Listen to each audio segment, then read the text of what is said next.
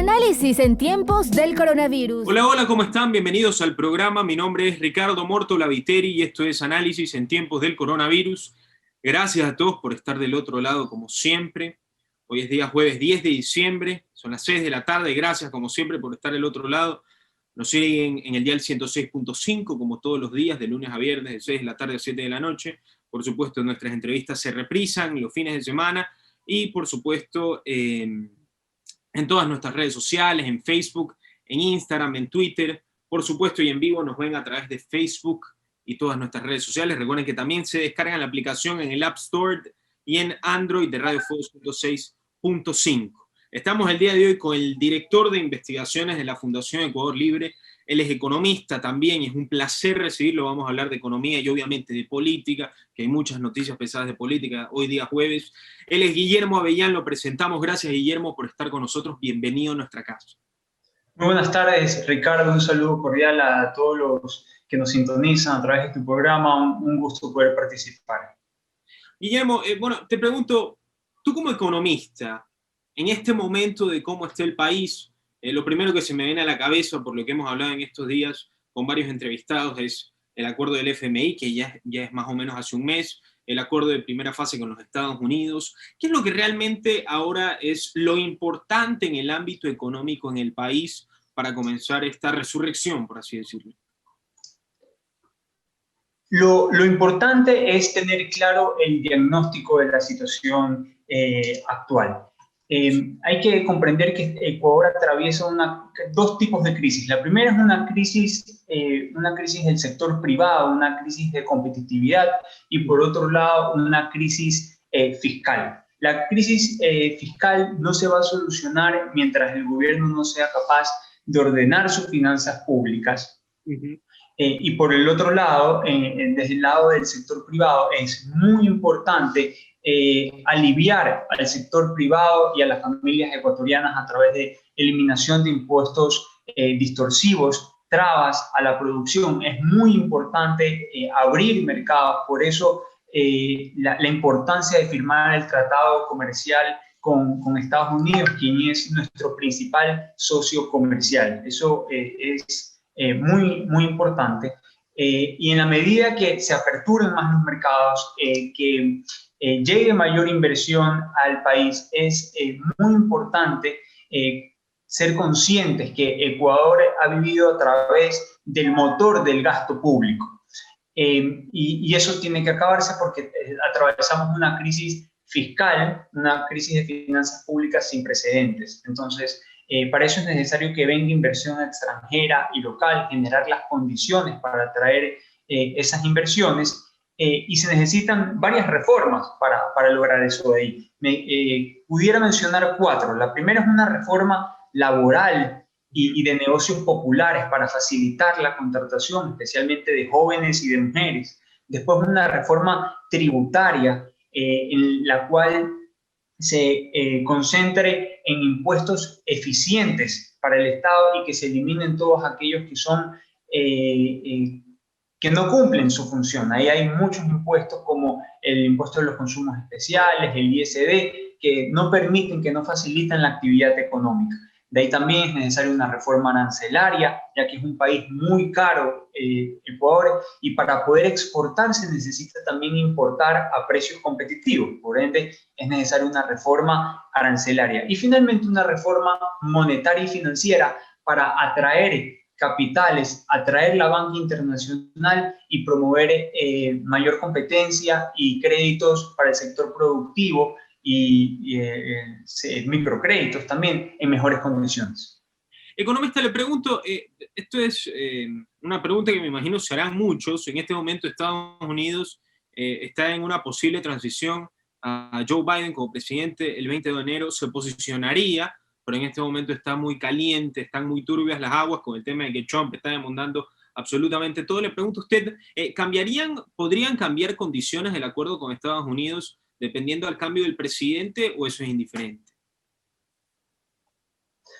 Yo creo que hay una política ya de Estado. En ese caso sí hay la debida institucionalidad en Estados Unidos. Y ya el gobierno del presidente Trump ha dado luz verde para que haya un acuerdo comercial con Estados Unidos. Y desde el lado demócrata, desde el otro partido, también hay una aceptación para que se firme el acuerdo comercial con Estados Unidos. Ecuador ha sido un socio durante muchísimos años. A Estados Unidos también le conviene por temas de seguridad y la guerra contra el narcotráfico. En ese sentido, Ecuador puede contribuir mucho, además de las materias primas que Ecuador exporta y productos primarios y agroexportadores. Entonces, creo que sería un paso muy importante y de alguna manera es un incentivo para el sector privado para recuperar literalmente todo el tiempo perdido, ya que nuestros vecinos, Colombia y Perú, ya firmaron un acuerdo comercial hace muchísimo tiempo con Estados Unidos. Economista, justamente estuve viendo una noticia hace un par de días que decía, pues una noticia ya hablando en el tema numérico, de que Ecuador este año producirá 80.000 barriles diarios de petróleo menos. ¿Qué significa esto? ¿Cómo lo toma la economía del país? ¿Y cuáles serían, pues, cuál es la condición y cuál es el post de esta situación? Sí, eso se debe, es una excelente pregunta, eso se debe principalmente a la ruptura de los dos principales o de los dos oleoductos de crudo que tiene el Ecuador. Eso ocurrió en abril, eso paralizó la producción petrolera y por ende la exportación. Eso tuvo una repercusión y va a tener una repercusión muy fuerte en el año en términos de ingresos petroleros para el Estado. Se espera que tan solo lleguen a 2.100 millones esos recursos, y parte de esos recursos no solo se quedan en el gobierno central, sino que por ley un 10% de esos recursos no permanentes van para los gobiernos autónomos descentralizados, es decir, para las prefecturas y municipios. Entonces, en la medida que esos recursos caen, también las rentas, las transferencias que hace el gobierno central, tanto a los municipios, a las prefecturas y juntas parroquiales, disminuyen. Y por eso es la crisis que ahora están teniendo y los reclamos que tienen los municipios hacia el gobierno central, porque sus rentas se están viendo fuertemente afectadas. En el caso de algunos municipios, estas disminuciones en las transferencias no es de manera significativa, es manejable. Por ejemplo, el caso de Puerto Viejo va a recibir 4 millones menos, pero hay otros municipios que se van a ver muy fuertemente afectados. Por ejemplo, el caso de Tacames, el caso de San Borondón, que van a tener reducciones superiores al 50%. Algunas van entre el 60 y 70%. Entonces, eso sí tiene implicaciones fuertes, no solo para el gobierno central, que se queda sin menos recursos, sino también para los gobiernos autónomos descentralizados. Economista, le quiero preguntar, ya metiéndonos al ámbito político y lo que van a ser las elecciones en febrero de 2021, el tema más importante que es que, para poner como premisa, yo creo, independientemente de las encuestas, yo creo no por afición ni por gusto, sino porque siento el olor de que Andrés Arauz es el favorito para las próximas elecciones. Así sea que datos no me lo digan ni ninguna encuesta. Yo siento que es el favorito. Ante esto, Andrés Arauz, existe la propuesta de desdolarización.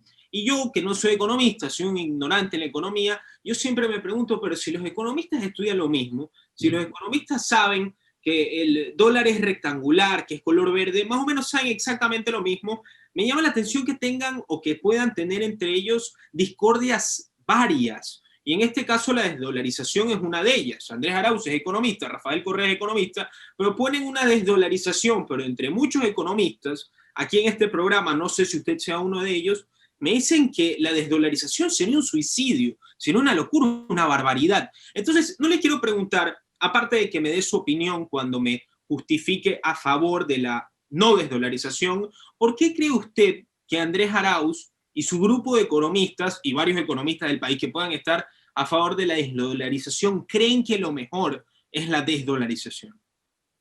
Bueno, esa sería una terrible noticia para el Ecuador y especialmente para las personas más pobres. Es importante decirle a la ciudadanía que uno de los factores o el factor más importante para la reducción de la pobreza en los primeros 19, 18 años de dolarización fue precisamente contar con una moneda dura como el dólar, estable, que permita recuperar el poder adquisitivo.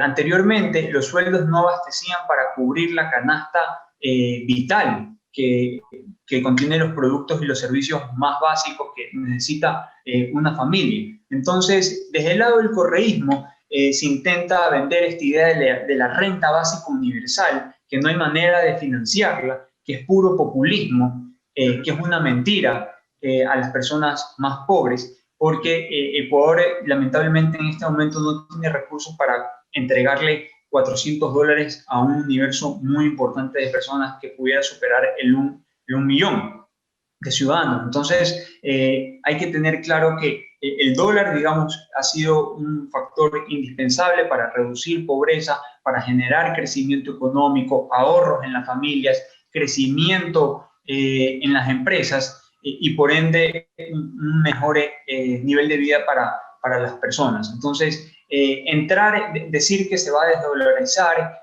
sería un gravísimo error y está claro que ese es el objetivo desde el otro bando a través de esta propuesta de renta básica universal. Y aquí sí voy a tener que únicamente discrepar con usted, Ricardo, en relación a las encuestas. Creo que es todavía muy temprano para poner a un candidato al frente.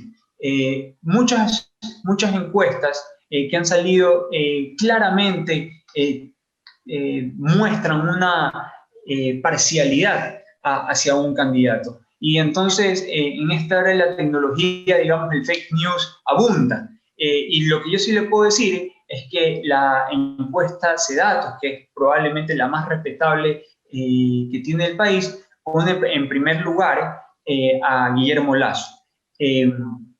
Lo cual es diferente a otras encuestas que se han publicado recientemente. Sí, le avalo la discrepancia, espero yo también estar equivocado, ¿eh? Que quede clarísimo, yo también espero estar equivocado, pero fue al menos mi observación. Justamente siguiendo en este tema, sí, sigo con la pregunta, le lanzo la pregunta otra vez. Aún no entiendo cuál es el beneficio que le ven los economistas que están a favor de la desdolarización. Usted, justificando su antítesis o ofreciendo una tesis a lo que no está de acuerdo, ¿usted le encuentra algún beneficio, así sea ínfimo, efímero, a una posible desdolarización o no le encuentro absolutamente nada? No le encuentro absolutamente ningún beneficio. Sería atacar, destruir al factor más importante que le ha dado la poca estabilidad que tiene nuestro país. Desde el otro lado, lo único que se quiere es romper el candado de la dolarización para poder gastar desde el sector público y de nuevo regresar a los años del correísmo, en donde la economía giraba en torno al sector público y al gasto del gobierno central, lo cual es insostenible porque ya se lo ha visto claramente en Venezuela, que eso lo único que genera es una emisión inorgánica, es decir, entrega de dinero o financiamiento de obras públicas a través de dinero no respaldado, que al final del día genera una inflación, como la estamos viendo en Venezuela, que ya supera y ya ha generado una crisis hiperinflacionaria, porque ya ha superado el 1 millón por ciento. Venezuela tiene más de 3 años en hiperinflación. Alrededor de 5 millones de personas han salido de Venezuela en un éxodo que nunca se ha visto en la historia de América del Sur. Algo muy triste porque la gente literalmente se muere del hambre, no se encuentran medicamentos en Venezuela y todo esto nace por esta soberanía supuestamente monetaria, que lo único que quieren es tener la libertad con poca responsabilidad para utilizar una moneda a su discrecionalidad y gastar sin límites. Sí. Y comparto con usted el tema con Venezuela y cabe recalcar que el domingo pasado hubieron elecciones, no participó más del 82% de los que podían participar y algunos de los más conspicuos presidentes del socialismo del siglo XXI fueron devedores. Increíble, impresionante. Le pregunto, yo creo que en esta época, si es que se me permite, el pensamiento en esta época de redes sociales, de figuretear, de que se puede convencer a la gente de manera tan fácil, que las personas con simples acciones o con videos de 30 segundos o con un poco de palabrería bonita se las puede convencer. Yo creo que más que nunca, y más sabiendo cómo está el Ecuador en este preciso momento, yo creo que tenemos que tener el paladar delicado en las propuestas, porque si nos dejamos llevar porque el candidato hable bonito, o porque, que yo creo que también pasa en otros países, ¿no? Incluso hasta en los mismos Estados Unidos de América, para mí, que el candidato hable bonito, que le coja de la mano a la mujer, que yo qué sé, se ponga a cantar, se ponga a bailar en la tarima, eso gusta, pero en esta situación que está en el país, un error, una mala decisión, nos cuesta el futuro. Le pregunto a usted,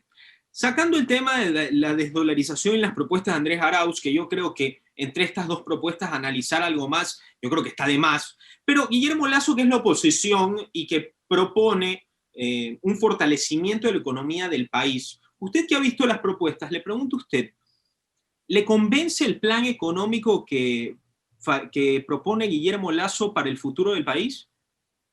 Sí, mire Ricardo, la Fundación Ecuador Libre tuvo la oportunidad de contribuir a ese plan de gobierno en los tres ejes que conforman el plan, tanto en el eje institucional, en el eje social, en el eje económico. Y el eje económico, la Fundación Ecuador Libre lo viene haciendo durante más de 10 años, contribuyendo al plan de gobierno del candidato Guillermo Lasso. Y lo ha hecho con el compromiso de contribuir al país. Y es un plan extremadamente completo porque, les soy sincero, parte de un diagnóstico técnico en donde se analizan las principales necesidades de nuestro país en materia laboral, en materia de seguridad social, en materia de tratados comerciales, del sector productivo, del sector rural, de las necesidades y servicios básicos, e intenta dar,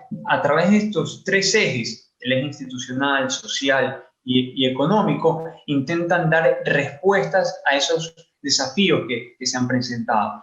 En materia económica, las propuestas son muy ambiciosas, se plantea gran generación de empleo en el sector productivo a través de un shock positivo, llegada de inversión privada, tanto local como extranjera, algo que ha carecido Ecuador. La economía ecuatoriana lamentablemente ha funcionado a través de gasto público, en el cual ha dependido de impuestos distorsivos que han afectado la actividad productiva por un lado, y por otro lado de la bonanza petrolera, la cual puede variar repentinamente, como lo vimos en la crisis, en la recesión del 2008-2009, después en la crisis del 2014, del 2015-2016 y ahora recientemente en donde los precios llegaron a ser hasta negativos. Entonces necesitamos una persona con capacidad para administrar este país. La Fundación Ecuador Libre ha encontrado al menos 11 desafíos que tendrá que afrontar el próximo gobierno. La crisis sanitaria, el gasto público que no ayuda, que no contribuye en sectores como que es ineficiente y que no está relacionado al gasto, a las inversiones de salud, de educación, seguridad, la necesidad de una reforma a la seguridad social, focalizar el subsidio a las gasolinas y permitir la importación de combustibles a través del sector privado, aprobar, tener mayor acceso a crédito en mejores condiciones para el sector privado y para los emprendedores, incrementar la productividad del sector petrolero, inversión privada de largo plazo, que lamentablemente no tiene el país, aprobar una reforma tributaria y fortalecer la institucionalidad y un consenso político que no ha tenido el país. Y todo esto para poder generar empleo adecuado. Entonces, todos estos desafíos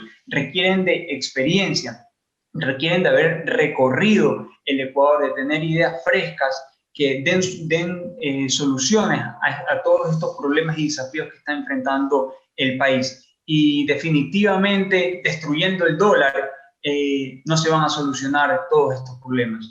por el contrario, se van a empeorar. Entonces creo que la ciudadanía estamos llamados a ser muy responsables en la elección del febrero del 2021, porque se va a decidir el futuro del Ecuador. Y la pregunta que debemos hacernos es si es que queremos chavismo en Ecuador.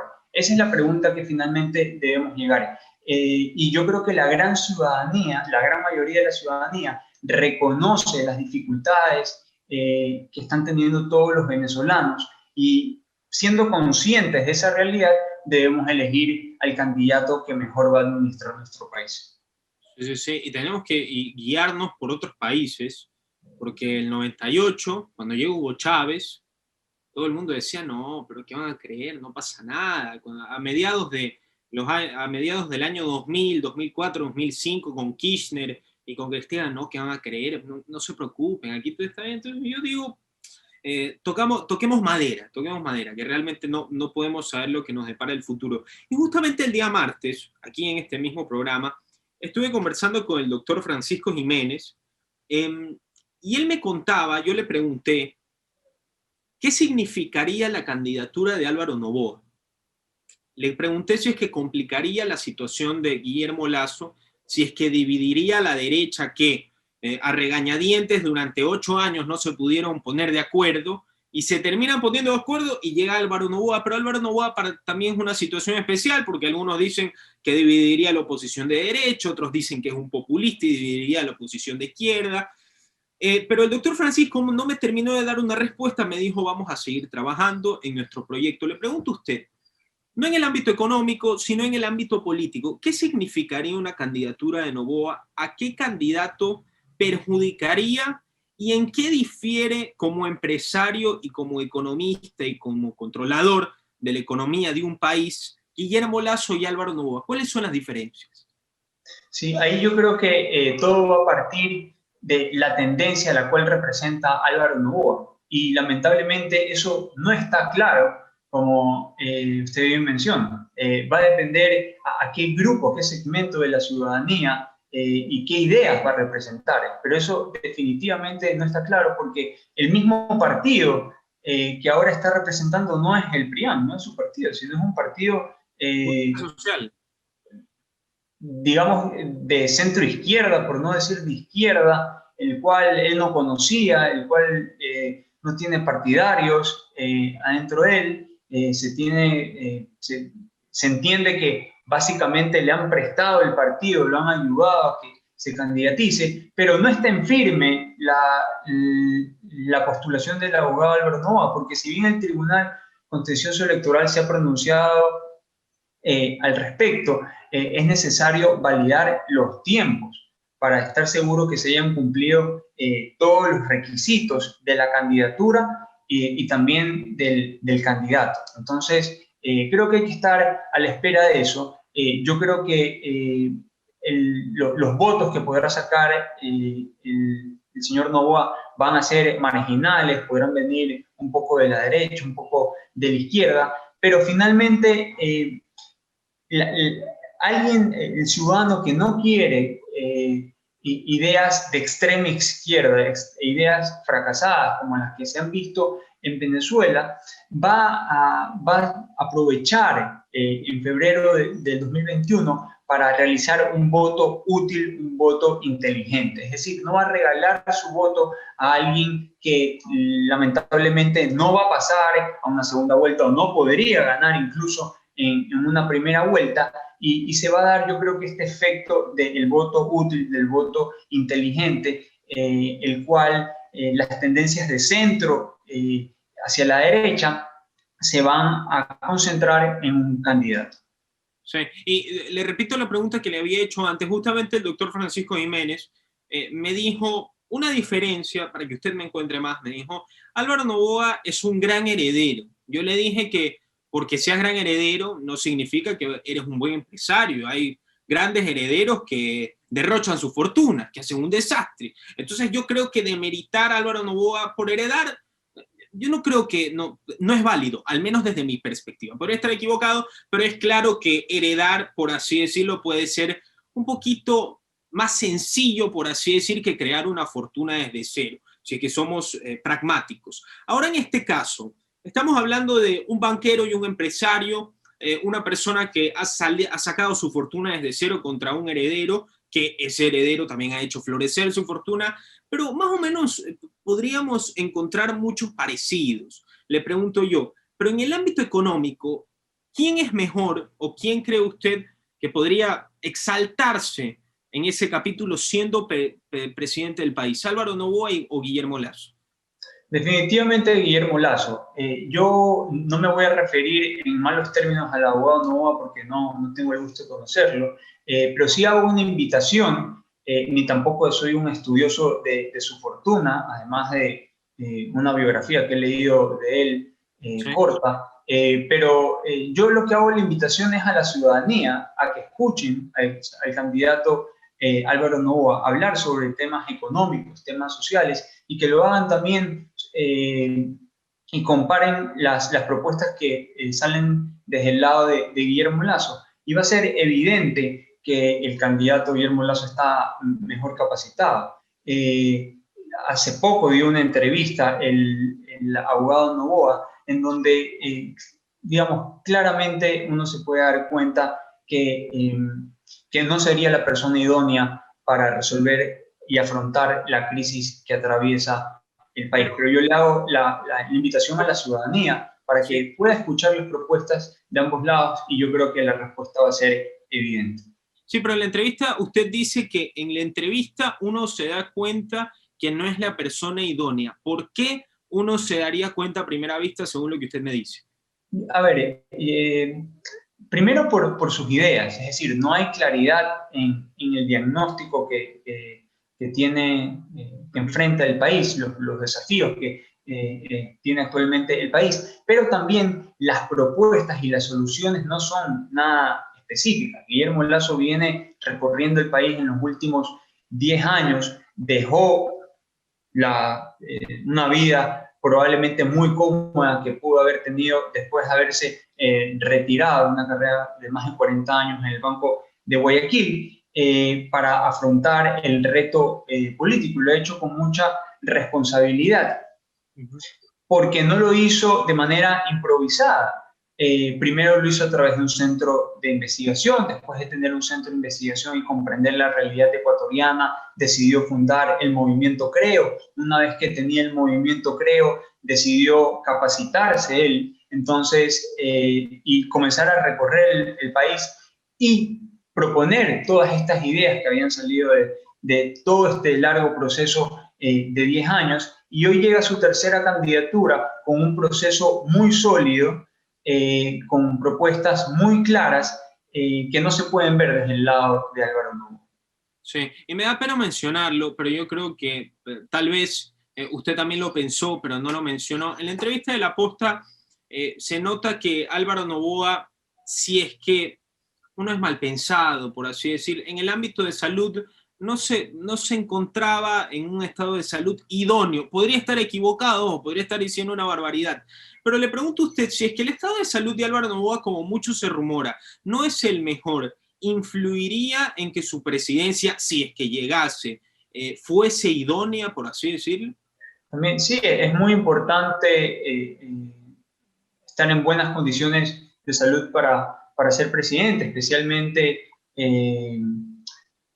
habilidades, digamos, para poderse expresar, para, digamos, psicológicas, mentales, ¿verdad?